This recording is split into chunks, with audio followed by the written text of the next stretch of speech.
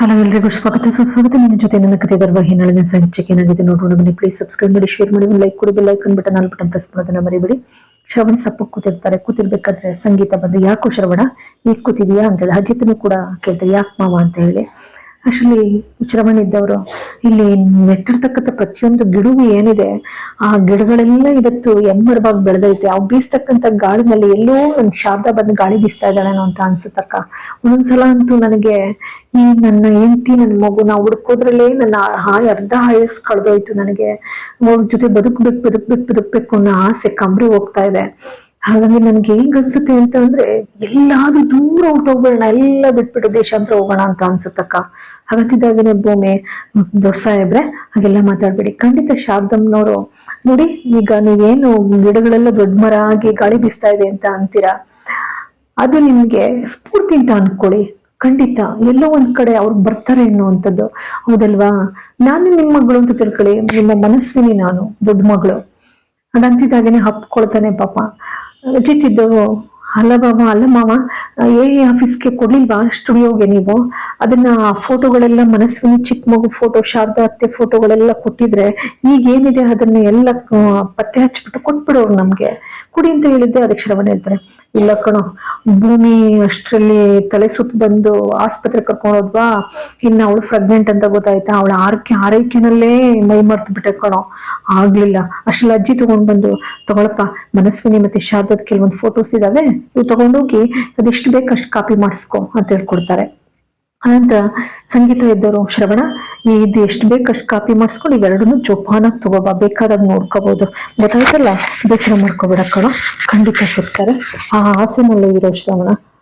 ಹಾಗಂತಿದ್ದಾಗನೆ ಇಲ್ಲಿ ಭೂಮಿ ಮತ್ತೆ ಅಜಿತ್ ಇಬ್ರು ರೂಮಿಗೆ ಬರ್ತಾರೆ. ರೂಮಿಗೆ ಬರ್ತಿದ್ದಾಗನೆ ಭೂಮಿ ಇದ್ದವಳು ಹೇಗಾದ್ರೂ ಮಾಡಿ ಈಗ ನನ್ನ ತಂದೆ ತಾಯಿಗಳು ಕೂಡ ನಾನು ಹುಡುಕ್ತಾ ಇರ್ಬೋದಲ್ವಾ, ಎಷ್ಟು ವ್ಯಥೆ ಪಡ್ತಾ ಇರ್ಬೋದು ನಾನು ಇಲ್ಲ ಅಂತ ಹೇಳಿ.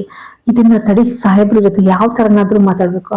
ಸಾಹೇಬ್ರೆ, ಈಗ ನನ್ನನ್ನೇ ಮನಸ್ವಿನಿ ಅಂತ ತಿಳ್ಕೊಳ್ಳಿ, ಹೌದಲ್ವಾ? ಅದಕ್ಕೆ ಅಜಿತ್ ಅಂತ ಅಂದ್ರೆ ನಮ್ಮ ಮಾವನ ಮಗಳು ಮನಸ್ವಿನಿ ಏನು ಸಾಹೇಬ್ರೆ, ಹಾಗಂತ ಅನ್ಕೊಳ್ಳಿ ಅಷ್ಟೇ, ಹೇಳ್ತಾ ಇದ್ದೀನಲ್ಲ ನಾನು. ಈಗ ಹಾಗಿದ್ದಾಗ ನಾನು ಮನಸ್ವಿನಿ ಆಗಿದ್ದು ನನ್ನ ಅಪ್ಪ ಅಮ್ಮ ಗೊತ್ತಿರೋದಿಲ್ಲ, ಹೌದಲ್ವಾ? ಗೊತ್ತಾಗದೆ ನನ್ನ ಪರಿಸ್ಥಿತಿ ಹೇಗಿರ್ಬೋದು, ಮತ್ತೆ ನನ್ನ ತಂದೆ ತಾಯಿಗಳ ಪರಿಸ್ಥಿತಿ ಹೇಗಿರ್ಬೋದು, ಅದ್ ಹೇಳ್ತೀರಾ ಅದು ಹೇಗೆ ಅಂತ.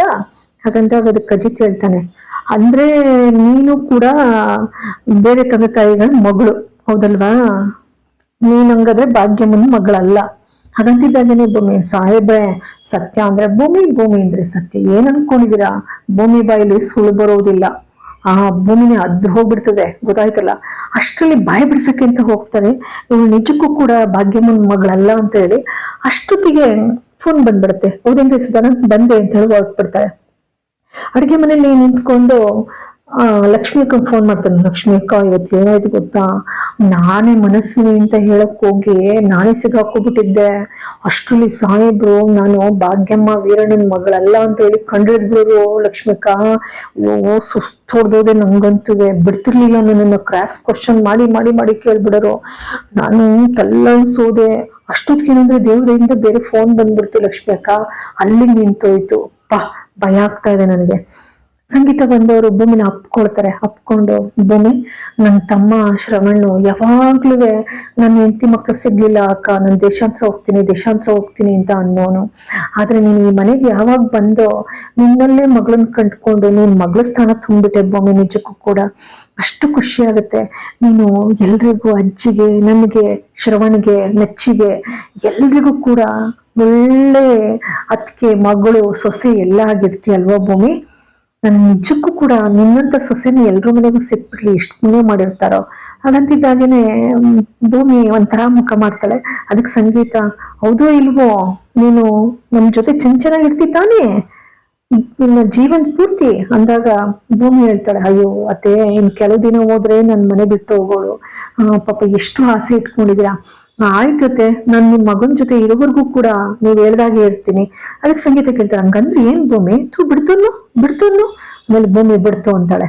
ಅಲ್ಲ ಭೂಮಿ, ನಿನಗೆ ನನ್ನ ಮಗನ್ ಜೊತೆ ಇರೋವರ್ಗಲ್ಲ, ನನ್ನ ಮಗನ್ ಜೊತೆ 3 ಕಾಲ ಸುಖವಾಗಿ ಬಾಳ್ತೀಯ, 3 ಮಕ್ಕಳು ತಾಯಿಯಾಗಿ, ಗೊತ್ತಾ? ಯಾಕಂಗಂತೀಯ? ಸುಮ್ಮನೆ ಚೆನ್ನಾಗಿರ್ತೀಯ. ಸರಿ, ಅಷ್ಟರಲ್ಲಿ ಅಜಿತ್ ಬರ್ತಾರೆ. ಅಜಿತ್ ಬರ್ತಿದ್ದಾಗೇನೆ ಬಹಳ ಬೇಸರದಲ್ಲಿರ್ತಾರೆ. ಭೂಮಿ ಅಷ್ಟೊತ್ತಿಗೆ ಮದುವೆ ವಿಚಾರ ಹೇಳ್ಬೇಕು ಅಂತ ಇರ್ತಲ್ಲ, ಅಷ್ಟೊತ್ತಿಗೆ ಬುಲೆಟ್ ಸದ್ದಾಗುತ್ತೆ. ಅಜಿತ್ ಬಂದವನಿಗೆ ಸಪ್ಪಕ್ಕೆ ಕೂತ್ಕೋತಾನೆ. ಸಂಗೀತ ಯಾಕೋ ಅಜಿತ ಏನಾಯ್ತು ಅಂತ ಅಂದಾಗ ಅಷ್ಟರಲ್ಲಿ ಶ್ರವಣ್ ಅವರು ಕೂಡ ಸ್ಟುಡಿಯೋದಿಂದ ಬಂದಿರ್ತಾರೆ. ಕೊಟ್ಟು ಬಂದ ಅಂತ ಹೇಳ್ತಾರೆ. ಕೊಟ್ಟು ಬಂದಿದ್ದೀನಿ, ನಾಳೆ ಕೊಡ್ತಾರಂತೆ ಅದನ್ನ ಫೋಟೋಸ್ನ ಅಂತ ಹೇಳಂತಾರೆ. ಅಜಿತ್ ಅವನು ಮನ್ಸಿಗೆ ಏನ್ ನೋವಿರುತ್ತೆ ಅದನ್ನ ಹೇಳ್ಕೊತಾನೆ. ಅಶ್ವಿನ ಬೇಲ್ ಸಮೇತ ಬಿಡಿಸ್ಕೊಬಿಟ್ಟಿದ್ದಾರೆ ಮಾವ. ಯಾರು ಹೇಗ್ ಸಾಧ್ಯ ಅನ್ನೋದು, ಬೇಲ್ ಸಮೇತ ಬಿಡಿಸ್ಕೊಳಿಕ್ಕೆ ಅದ್ ಹೇಗ್ ಸಾಧ್ಯ ಅಂದಾಗ, ಮವ ಅವಳು ಹಿಂದೆನೆ ನನ್ನ ಆಸ್ಪತ್ರೆಯಲ್ಲಿ ಇದ್ದಾಗ್ಲೇ ನಾನು ಹೋಗೋಷ್ಟು ಡಾಕ್ಟರ್ ಕರೆದು ಹೇಳಿದ್ರ ವಿಷಯನ. ಡಾಕ್ಟ್ರಿಗೆ ಲಂಚದಾಸೆ ಉಡ್ಸಿದ್ಲು. ನೋಡಿ ಡಾಕ್ಟ್ರೆ, ನೀವು ಮನ್ಸು ಮಾಡಿದ್ರೆ ನನ್ನ ಈ ಆಸ್ಪತ್ರೆಯಿಂದ ಹೊರಗ್ ಕಳ್ಸಿದ್ರೆ ನೀವು ಬೆಂಗಳೂರಲ್ಲಿ ಯಾವ ಆಸ್ಪತ್ರೆ ಕೇಳ್ತಾರೆ ಆ ಆಸ್ಪತ್ರೆ ಪರ್ಚೇಸ್ ಮಾಡ್ಕೊಡ್ತೀನಿ ಅಂತ. ಹಂಗಿರ್ಬೇಕಾದ್ರೆ ಮಾವ ಇವಳು ಹಿಂದೆ ಯಾವ್ದೋ ದೊಡ್ಡ ಗ್ಯಾಂಗೇ ಇದೆ, ಯಾರು ಅಂತ ಕಂಡುಹಿಡಿಬೇಕು. ಅದಕ್ಕೆ ಶ್ರವಣ ಅಂತಾರೆ, ಅಷ್ಟು ಸುಲಭ ಅಲ್ಲ ಕಣೋ ಸತ್ಯ, ಇವಳು ಅದಕ್ಕೆ ಖತರ್ನಾಕ್ ಅಷ್ಟು ಈಸಿಯಾಗಿ ತಪ್ಪಿಸ್ ಯಾರು ಬೇಲ್ ಕೊಟ್ಟರು. ಅದಕ್ಕೆ ಅಜಿತ್ ಅಂತಾನೆ, ಅದೇನೋ ಆಶ್ರಮದಲ್ಲಿ ಇದ್ಲಂತಲ್ಲ ಆ ಹೆಂಗ್ಸೆ ಬಂದು ಕೊಡ್ಸಿದಾಳೆ. ಆಶ್ರಮದ ಹೆಂಗ್ಸ್ ಕೊಡ್ಸಕ್ ಸಾಧ್ಯನಾ? ಭೂಮಿ ಹೇಳ್ತಾಳೆ. ಅಂದ್ರೆ ಆಶ್ರಮದಲ್ಲಿರೋ ಸತ್ಯ ಹಾಗಾದ್ರೆ ಇವಳು ಅಂದಾಗ ಅಜಿತ್ ಹೇಳ್ತಾನೆ, ಅವಳು ಬಂದಾಗ್ಲಿಂದ್ಲು ಆಶ್ರಮ ಅಂತ ಸುಳ್ಳು ಹೇಳ್ಕೊಂಡ್ ಬಂದ್ ನಮ್ನೆಲ್ಲ ನಂಬಿಸಿದ್ಲು. ಈಗ ಅದನ್ನೇ ಮುಂದುವರಿಸ್ತಾ ಇದ್ದಾಳೆ ಅಷ್ಟೇ. ಅದ್ರಲ್ಲಿ ಇನ್ನೇನ್ ಆಶ್ಚರ್ಯ ಪಡುವಂಥದ್ದು. ಅಂತ ಖತರ್ನಾಕ್ ಅವಳು ಸಾಮಾನ್ಯ ಅಲ್ಲ. ಅಲ್ಲ ಏನ್ ಕ್ರಿಮಿನಲ್ ಅವಳು ಅಂತ ಹೇಳಿ ಎಲ್ರು ಅನ್ಕೊಳ್ತಾರೆ. ಅಜಿತ್ ಹೇಳ್ತಾನೆ, ಬಿಡೋದಿಲ್ಲ ಮಾತ್ರ, ಆದ್ರಿಂದ ಯಾರಿದ್ದಾರೆ ಅನ್ನೋದನ್ನ ಪತ್ತೆ ಆಗ್ತಿರ್ತೀನಿ ಅಂತ ಹೇಳಿ. ಇನ್ನೊಂದ್ 2 ದಿನ ಅಷ್ಟೇ ಅಮ್ಮ, ನಾನು ಎಲ್ಲ ಬಾಯಿ ಬಿಡಿಸ್ಬಿಡ್ತಿದ್ದೆ, ಅಂತೂ ಬಿಡೋದಿಲ್ಲ ಮಾತ್ರ. ಇದ್ರೆ ಯಾರಿದ್ದಾರೆ ಅನ್ನೋದನ್ನ ಪತ್ತೆ ಹಾಕ್ತಿರ್ತೀನಿ ಅಂತ ಹೇಳಿ ಶಪಥ ಮಾಡ್ತಾರೆ ಅಜಿತ್. ಇಲ್ಲಿಗೆ ಈ ಸಂಚಿಕೆ ಮುಕ್ತಾಯವಾಗ್ತದೆ. ಎಲ್ಲರೂ ಆಶೀರ್ವಾದ ಮಾಡಿ, ಪ್ಲೀಸ್ ಸಬ್ಸ್ಕ್ರೈಬ್ ಮಾಡಿ. ಎಲ್ಲರಿಗೂ ಕೂಡ ನಂತರ ಧನ್ಯವಾದಗಳು.